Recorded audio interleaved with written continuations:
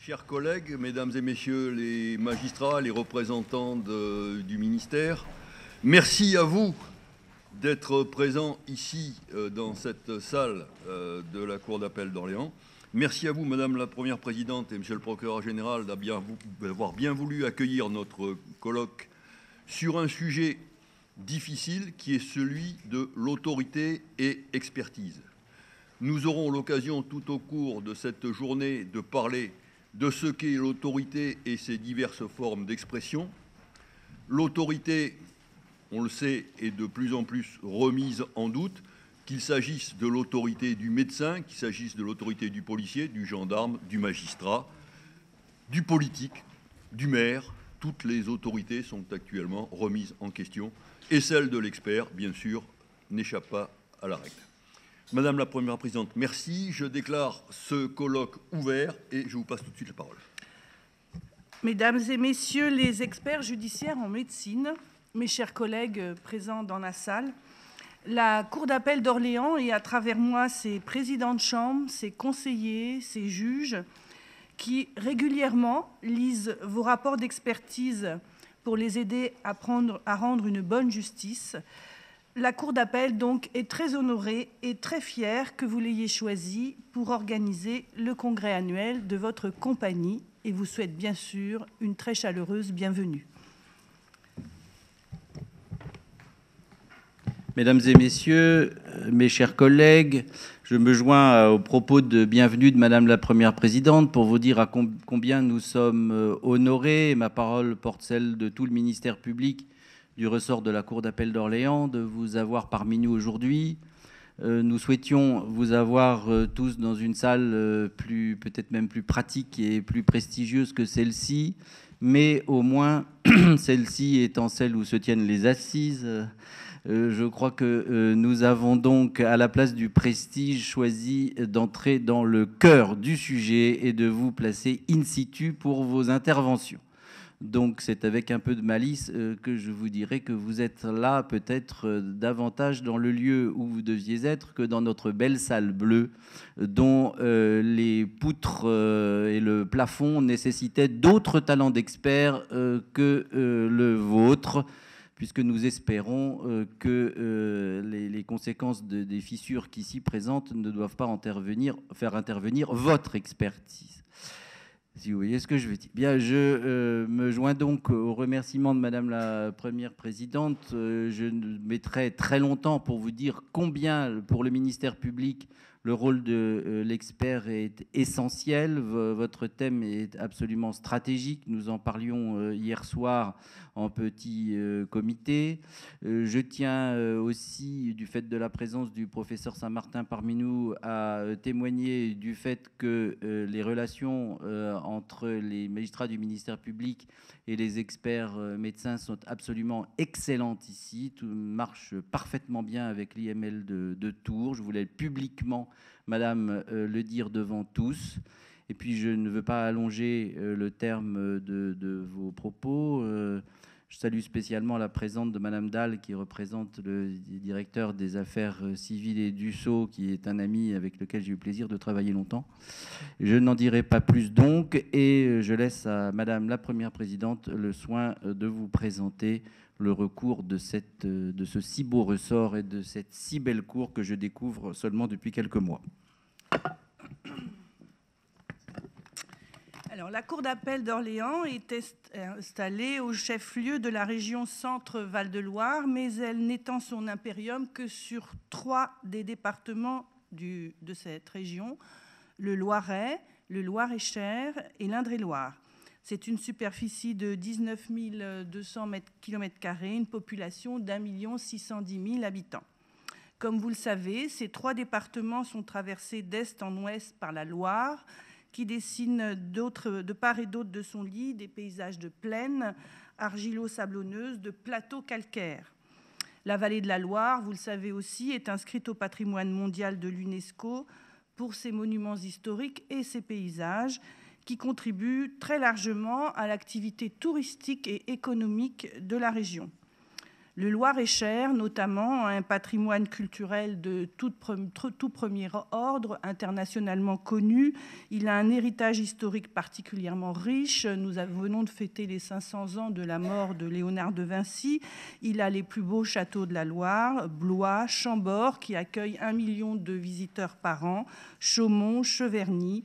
Le Loiret, lui, se prévaut de la possession de la Sologne, qui d'ailleurs est un point autour desquels les habitants du Loiret sont très attachés, à la fois pour leur activité économique et leur activité culturelle, bien sûr. C'est la chasse et le tourisme nature. L'économie des 3 départements est très diversifiée. L'activité industrielle se caractérise par son dynamisme.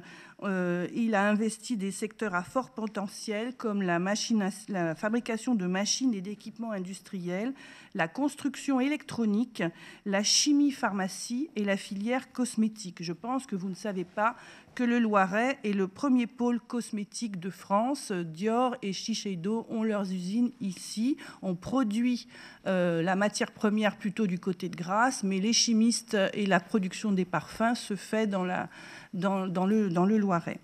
L'agriculture conserve une place très importante ici. Il s'agit des cultures céréalières de la Beauce. En Indre-et-Loire, nous avons évidemment le vin de Bourgueil et de Chinon, des exploitations maraîchères, horticoles et arboricoles. Sur tout l'axe ligérien, les vignobles de la Touraine sont, je suis née en Bourgogne, j'ai du mal à en parler, mais bon, ils sont quand même de grande qualité. Dans le Loiret, l'agriculture représente 4,9% des actifs, mais sur 54% du territoire. Le secteur tertiaire est très représenté dans ces 3 départements. Il emploie plus de 60% des salariés. Les importantes infrastructures autoroutières, la position géographique de ces départements ont favorisé l'émergence d'entreprises très importantes de logistique. La recherche et l'innovation sont particulièrement développées dans le Loiret et dans l'Indre-et-Loire, au sein des universités d'Orléans et Tours, et dans les centres de recherche qui sont installés dans ces départements. Nous accueillons le CNRS, le CEA, l'INRA ou l'IFEN. Les synergies entre l'université et les établissements de recherche ont favorisé l'émergence de pôles de compétences, notamment dans les domaines des matériaux, de l'énergétique, de la physique et de la chimie. Le centre est classé par l'Agence nationale de la recherche dans la première moitié des régions innovatrices de France.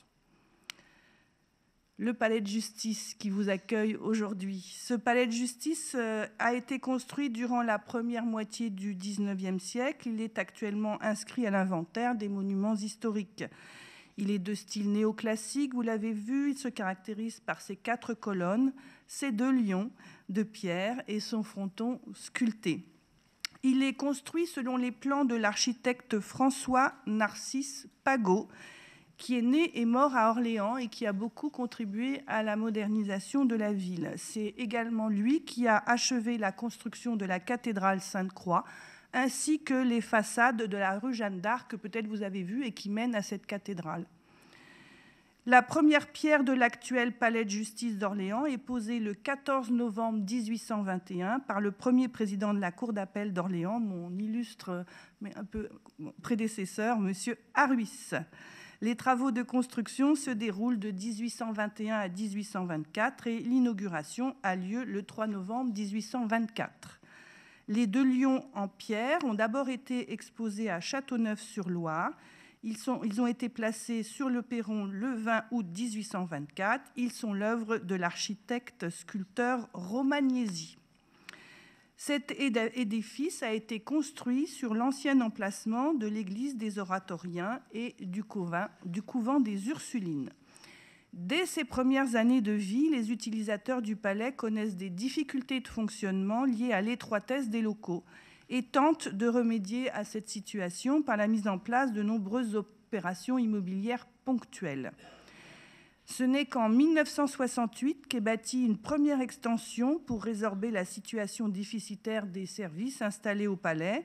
Cette extension, qui a été réalisée sur l'aile ouest, devait permettre l'installation du tribunal de grande instance, du tribunal d'instance et du conseil des prud'hommes. Compte tenu de l'évolution de ces juridictions, l'ensemble immobilier devient rapidement lui aussi insuffisant et une deuxième extension voit le jour en 1986. Le tribunal de grande instance y est installé. Il est situé à l'arrière du bâtiment et d'ailleurs sur une rue parallèle à celle-ci derrière. La partie centrale, la plus ancienne de l'ensemble, est restaurée de 1968 à 1978. Le palais de justice d'Orléans a décidé au fil de ces années d'honorer 3 grands personnages de notre histoire et je vous trouvais l'occasion, nous n'en parlons jamais entre nous, mais de votre venue, de rappeler qui sont ces 3 personnages que nous honorons en leur donnant des noms ou en leur installant une sculpture. Je pense que vous l'avez vu en entrant. Cette sculpture que vous avez vue, c'est un moulage de la monumentale statue de Robert Joseph Potier, mais nous n'avons pas gardé l'histoire, le nom du sculpteur qui l'a réalisé. Robert Joseph Potier est né à Orléans en 1699 dans une famille aisée de magistrats. Il a fait ses études au collège des Jésuites d'Orléans. Et en 1715, à 16 ans, il entreprend des études de droit à l'université d'Orléans, où il obtient sa licence en 1718. À 21 ans, il est nommé conseiller du roi. Il est juge magistrat au bailliage et siège au présidial d'Orléans.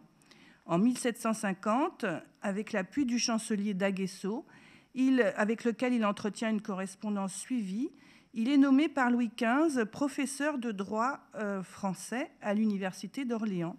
Il mène alors une double carrière de professeur et de magistrat, alliant ainsi la théorie à la pratique. Robert Joseph Potier s'attache d'abord à l'étude du droit romain, puis à celle du droit français. Rajeunissant la science du droit romain, il publie à partir de 1748 une réédition des Pandectes, c'est-à-dire la digeste de l'empereur Justinien. En 1749, il commande pour ses étudiants la coutume de sa région natale, publiée sous le nom de Coutume des duchés, bailliages et prévôtés d'Orléans.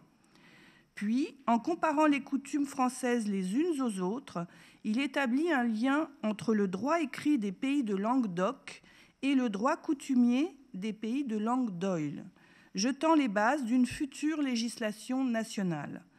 En 1761, dans son traité des obligations, c'est d'ailleurs avec ce livre qu'il est illustré dans cette sculpture, il fonde une théorie générale du droit civil considérée comme une morale autant qu'un ensemble de règles à respecter. Connu à Orléans pour sa charité chrétienne, Potier s'oppose à l'usage de la torture, mode d'interrogation encore employé au XVIIIe siècle, car, dit-il, la torture interroge, la douleur répond. L'homme des Lumières, il est un précurseur du Code civil napoléonien, dont les auteurs ont utilisé ses écrits pour la rédaction de 1000 des 2231 articles qu'il comptait alors. Par sa lutte contre l'arbitraire, il prépare ainsi l'œuvre de la Révolution française et l'avènement d'un État fondé sur le droit. La salle d'audience de la première chambre civile dans laquelle j'aurais eu plaisir à vous accueillir s'il n'était pas arrivé l'incident que le procureur général a évoqué avec vous, est inscrite à l'inventaire des monuments historiques depuis le 17 décembre 1992. Elle est dédiée à Jean Zay. En 1932, Jean Zay, jeune avocat au barreau d'Orléans, est élu député radical du Loiret. En 1936, à 32 ans, il se voit confier par Léon Blum le ministère de l'Éducation nationale et des Beaux-Arts. Il démocratise et modernise le système scolaire français. Il crée le CNRS, le Musée de l'Homme, le Festival de Cannes, le Musée d'Art moderne et l'ENA. Il favorise la création artistique, il défend les droits des écrivains, il est sans relâche violemment attaqué par l'extrême droite française comme ministre du Front populaire, anti-munichois, juif et franc-maçon. En 1940, hostile à l'armistice, il est l'une des premières cibles du régime de Vichy. Après un simulacre de procès, il est emprisonné jusqu'à son assassinat par la milice française le 20 juin 1944. Il avait 39 ans. Souvenirs et solitude est l'œuvre à laquelle, de 1940 à 1944, Jean Zay, malgré la dureté de ses conditions de détention, consacre l'essentiel de ses forces. La salle qui vous accueille aujourd'hui, la salle d'assises du Loiret, dans laquelle se déroulent les procès criminels, est dédiée à René Parodi. Né à Rouen le 8 décembre 1904, René Parodi devient magistrat et est nommé à Chalon-sur-Marne, puis à Reims, Versailles, où il est substitut. En 1939, il s'engage volontaire. Après l'armistice de juin 1940, il reprend son activité de magistrat. Mais fin 1940, il réunit un groupe de résistants pour faire de la propagande écrite. Il crée le journal Résistance et puis le mouvement Libération Nord. Il continue sa carrière de magistrat. Il est nommé substitut adjoint au tribunal de la Seine en juin 1941. Il cumule ce poste avec celui de Versailles et avec son activité de résistant. René Parodi et le groupe qu'il dirige passent à l'action concrète. Pendant l'été 1941, ils coulent des péniches et réussissent à bloquer le canal de Lyon. Mais le 6 février 1942, il est arrêté à son domicile par la Gestapo et emprisonné à Fresnes. En mars 1942, pendant qu'il est en prison, le groupe qu'il dirigeait réussit à éclairer de nuit les usines Renault de Billancourt pour qu'elles soient détruites par un bombardement anglais lors d'un raid aérien spécial. René Parodi est torturé, mais refuse de parler. Il est retrouvé pendu dans sa cellule le 16 avril 1942, vraisemblablement exécuté. Il est enterré au cimetière du Père-Lachaise à Paris. Il est compagnon de la Libération à titre posthume par décret du 20 novembre 1944. René Parodi, magistrat et résistant, devient le symbole et le martyr de la résistance judiciaire. À la Libération, lorsque la magistrature est mise en cause pour son attitude de collaboration et de soutien au régime vichiste, le souvenir de l'engagement et de la mort de René Parodi permettent de légitimer la magistrature entachée. Mais revenons à la Cour d'appel d'Orléans d'aujourd'hui. Les chefs de cour de la Cour d'appel d'Orléans portent un ambitieux projet de dématérialisation des procédures pénales. L'objectif du projet est de parvenir à une dématérialisation totale de la chaîne pénale et à une audience numérique. Depuis l'arrivée des pièces de procédure en provenance des services de police et de gendarmerie, en passant par l'audience numérique du tribunal correctionnel ou de la cour d'assises, jusqu'à l'application des peines, puis à la cour d'appel. La mise en place progressive de la dématérialisation initiale de la procédure, puis de son enrichissement numérique dans un dossier unique, doit passer par des équipements adéquats, des consignes claires et l'accompagnement au changement des pratiques professionnelles des magistrats et des greffiers. Ce projet progresse à la Cour d'appel grâce à la mise en place de comités de pilotage réunissant des magistrats, des greffiers et des fonctionnaires, s'appuyant sur des correspondants locaux dans chacun des tribunaux du ressort. Déjà, des audiences numériques de cour d'assises se tiennent sous une forme entièrement dématérialisée. Tout à fait récemment, les 13 et 26 septembre dernier, les chefs de cour d'Orléans et les chefs de juridiction de Tours et de Blois ont signé avec les bâtonniers de Tours et de Blois une convention relative à la communication électronique en matière pénale avec les avocats. Cette convention, qui s'inscrit dans le projet global mené par la Cour, a pour objectif de régir les échanges dématérialisés entre les avocats et les juridictions. Destinée à être adoptée par toutes les juridictions du ressort, elle est la première du genre à être signée en France.